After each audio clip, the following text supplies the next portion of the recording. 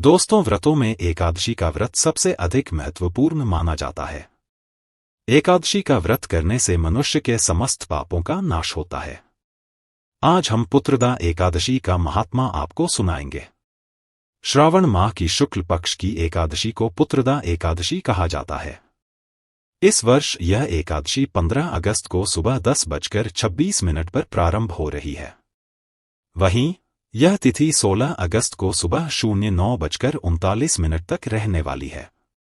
ऐसे में सावन माह में पुत्रदा एकादशी का व्रत शुक्रवार 16 अगस्त 2024 को किया जाएगा। तो चलिए जानते हैं पुत्रदा एकादशी का महत्व और कथा। एक बार धर्मराज युधिष्ठिर भगवान श्री कृष्ण से पूछते हैं, हे केशव, तुम तो सब कुछ जानते हो, तुम सर्वज्ञाता हो संसार में मनुष्यों के कल्याण के लिए। तुमने बहुत ही महत्वपूर्ण गीता का उपदेश भी दिया है और तुमने मुझे अनेक व्रतों और एकादशी का भी महत्व बता दिया है, किंतु आज मैं तुमसे के शुक्ल पक्ष में आने वाली एकादशी का महत्व जानना चाहता हूँ। उस एकादशी का क्या नाम है, उसकी विधि क्या है तथा उस एकादशी के दिन किस देवता का पूजन किया जाता है। भगवान श्री कृष्ण कहते हैं, हे राजन, संसार के कल्याण के लिए आपने उत्तम प्रश्न किया है, इसीलिए मैं आपको शुक्ल पक्ष में आने वाली एकादशी का महत्व समझाता हूँ और इस दिन मनुष्य को पुत्र, धन, संपत्ति, वैभव आदि की प्राप्ति के लिए कौन से कार्य करने चाहिए, इसके बारे में भी बताता हूँ। इसीलिए आप इसे ध्यान पूर्वक सुने। हे राजन, शुक्ल पक्ष की एकादशी को पुत्रदा एकादशी कहा जाता है। मनुष्य को विधि पूर्वक इस एकादशी का व्रत करना चाहिए। ये सब पापों को हारने वाली उत्तम विधि है। समस्त कामनाओं को पूर्ण करने वाले भगवान नारायण स्थिति के आदि देवता है। अब मैं तुम्हें पुत्रदा एकादशी का फल प्रदान करने वाली एक महान कथा सुनाता हूँ। इस कथा का श्रवण करने मात्र से ही मनुष्य को 100 यज्ञ करने का फल प्राप्त होगा। उसे उत्तम संतान की प्राप्ति होगी और धन धान्य से उसका जीवन भर जाएगा। इसीलिए हे राजन, आप इस कथा को ध्यान पूर्वक सुनिए। फिर महाराज युधिष्ठिर कहते हैं, हे केशव, मैं अत्यंत भाग्यशाली हूँ जो तुम्हारे मुख से मुझे यह कथा सुनने को मिल रही है। मैं जन्म जन्मों तक तुम्हारा ऋणी ही रहूंगा। फिर भगवान श्री कृष्ण कहते हैं, हे राजन, पूर्व काल की बात है, एक अत्यंत शोभायमान नगरी थी जिसका नाम था भद्रावती।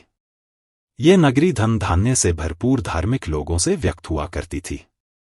उस नगरी के सम्राट महाराज सुकेतुमान थे। सुकेतुमान एक महान राजा थे। उनके राज्य में प्रजा अत्यंत सुखी और समृद्ध थी। महाराज ने अपनी प्रजा का पालन खुद की संतान की भांति किया। प्रजा को कभी किसी चीज की कमी नहीं पड़ने दी। महाराज अत्यंत धार्मिक, ईश्वर पर आस्था रखने वाले तथा दान धर्म करने में व्यस्त रहते थे। महाराज की पत्नी का नाम चंपा था, जो चरित्रवान, गुणवान तथा पतिव्रता नारी थी। वे सदैव ईश्वर की भक्ति में लीन पूजा पाठ तथा धार्मिक अनुष्ठान किया करती थी। किंतु दुर्भाग्य से अनेक वर्ष बीत जाने के बाद भी उनकी कोई संतान नहीं हुई। उनके वंश को आगे बढ़ाने वाला कोई नहीं था, जिससे महाराज सदैव चिंतित रहते थे। इससे केवल राजा भी दुखी नहीं थे, बल्कि राजा की प्रजा और महाराज के पितर भी परलोक में दुखी रहा करते थे। महाराज के द्वारा जो जल अपने पितरों को दिया जाता था, वह भी उनके शोक के कारण उबलने लगता था, जिसे पितृ ग्रहण नहीं कर पा रहे थे, जिससे पितरी भी महाराज के द्वारा दिए गए भोग को स्वीकार नहीं कर पाते थे। महाराज के द्वारा दिया गया निवाला भी राख हो जाता था, जिससे पितृलोक में रहने वाले सभी पितृगण बहुत दुखी रहने लगे थे। उनकी भी तृप्ति नहीं हो पा रही थी। सभी चिंतित थे, कैसे महाराज को पुत्र की प्राप्ति होगी, पुत्र के बिना कैसे महाराज और उनके पूर्वजों का उद्धार होगा। शास्त्र कहते हैं कि पुत्र के द्वारा ही मनुष्य को मृत्यु के पश्चात मोक्ष की प्राप्ति होती है। पुत्र जब धरती पर श्राद्ध, तर्पण आदि कार्य करता है तो इससे स्वर्ग लोक के पितरों को संतुष्टि मिलती है। महाराज ने पुत्र प्राप्ति के लिए अनेक उपाय किए, अनेक अनुष्ठान भी किए, अनेक वैद्य और चिकित्सक भी बुलाए, किंतु उन्हें पुत्र की प्राप्ति नहीं हुई, जिससे महाराज हमेशा दुखी और उदास रहने लगे। फिर एक दिन महाराज राजमहल में बैठकर सोचने लगे, मैंने ऐसा कौन सा पाप किया है जिससे मैं अभी तक संतान नहीं हूं। मैंने तो सभी धार्मिक कार्य, व्रत और अनुष्ठान भी किए हैं, दान धर्म भी किया है, कभी किसी याचक को द्वार से खाली हाथ नहीं भेजा। मैंने सदैव ही गुरुजनों और पूज्य जनों की सेवा की है। फिर किस कारण से मेरी यह दुर्गति हुई? किस कारण से मुझे पुत्र की प्राप्ति नहीं हुई? फिर एक दिन महाराज शोक से ग्रस्त होकर किसी को भी बिना बताए एक घने जंगल में चले जाते हैं। वह जंगल बहुत ही भयंकर था। अत्यंत घने उस जंगल में जंगली जानवरों की, पशु पक्षियों की आवाज महाराज के कानों पर पड़ रही थी। रास्ते में चलते वक्त दूर से हाथियों की, सियार की, बाघ की आवाज सुनाई देती थी, किंतु महाराज अकेले होकर भी भयभीत नहीं हो रहे थे। जहां देखो वहां पर मृग, बानर आदि जानवर दिखाई पड़ रहे थे। महाराज उस जंगल में घूम घूम कर उस वन की शोभा देख रहे थे, उस सुंदर दृश्य को निहार रहे थे।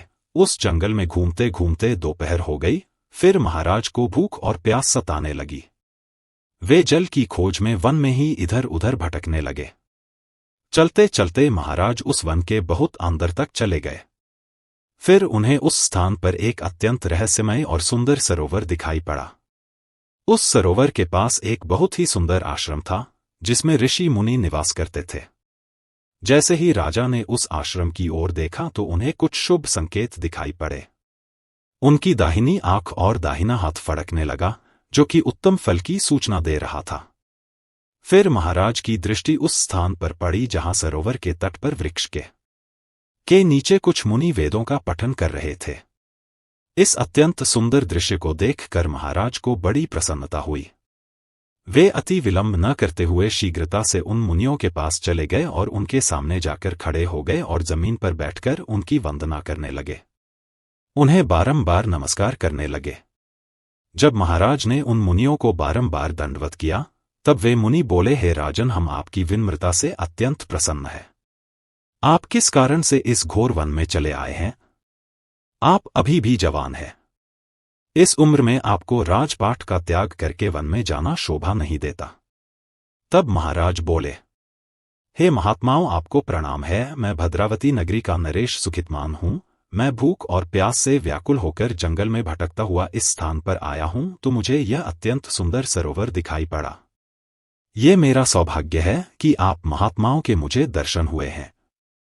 मैं आप सभी के दर्शन करके धन्य हुआ। विधाता ने मुझे किसी कारण से ही इस स्थान पर भेजा है। हे मुनिजन, कृपया आप मुझे बताइए, आप कौन है? आपके क्या नाम है? किस प्रयोजन से आप सभी इस स्थान पर एकत्रित हुए हैं? कृपया आप मुझे अपना परिचय देकर मुझ पर उपकार कीजिए। फिर वे मुनि बोले, हे राजन, हम लोग विश्वदेव हैं। हम इस स्थान पर स्नान करने के लिए आए हैं। माघ मास निकट आया है। आज से 5 दिन के बाद माघ मास का आरंभ हो जाएगा। माघ मास में स्नान करने का बड़ा महत्व होता है। आज के दिन पुत्रदा एकादशी है, जिसका व्रत करने से मनुष्य को पुत्र की प्राप्ति होती है। यह बात सुनकर महाराज सुकेतुमान बहुत प्रसन्न होते हैं और उन मुनियों से पूछते हैं, हे मुनियों, मैं अत्यंत दुखी हूं। मेरी कोई संतान नहीं है। मैंने सब प्रकार के अनुष्ठान, पूजा, पाठ, दान, धर्म किए हैं, किंतु किसी अज्ञात पाप के कारण मुझे पुत्र की प्राप्ति नहीं हो रही है, जिससे मैं और मेरी पत्नी बहुत दुखी है। कृपया आप अपनी दिव्य दृष्टि से बताइए कि मेरे द्वारा कौन सा पाप हुआ है और उस पाप से मुक्ति के लिए मुझे क्या उपाय करना चाहिए, तथा इस पुत्रद एकादशी का व्रत किस प्रकार से करना चाहिए। कृपया मुझे ज्ञान देकर अनुग्रहित करें। राजा के द्वारा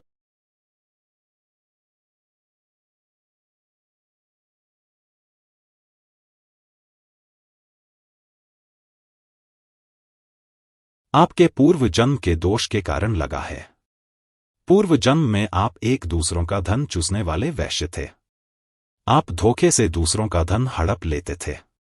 एक दिन आप गांव के बाहर गायों के लिए बनाई गई बावली पर पानी पीने को रुके थे, तब उस स्थान पर एक गाय अपने बछड़े के साथ आ गई। वह गाय और उसका बछड़ा बहुत प्यासे थे और उष्णता के ताप से पीड़ित थे। आपने उस गाय को और उसके बछड़े को पानी पीने नहीं दिया और उन्हें मारकर वहां से भगा दिया और खुद उस बावली का जल पी लिया। इसी घोर पाप के कारण आप इस जन्म में पुत्रहीन बन गई है। जो मनुष्य गायों को मारता है, उनकी बावली को तोड़ता है। जो प्यासी गायों को पानी नहीं पिलाता, उसे घोर पाप लगता है। इस बात को सुनकर महाराज को बड़ा दुख हुआ और वे पश्चाताप की अग्नि में जलने लगे। महाराज दुखी होकर कहने लगे, हे मुनियों, मैंने जाने अनजाने में बहुत बड़ा पाप किया है। मैं इस पाप का प्रायश्चित करना चाहता हूं। कृपया आप मुझे कुछ उपाय बताइए। फिर वे मुनि कहते हैं, हे राजन, आज पुत्रदा एकादशी है। आप यहीं पर रहकर इस एकादशी का व्रत करें। यह व्रत बहुत महान है और पुत्र प्रदान करने वाला है।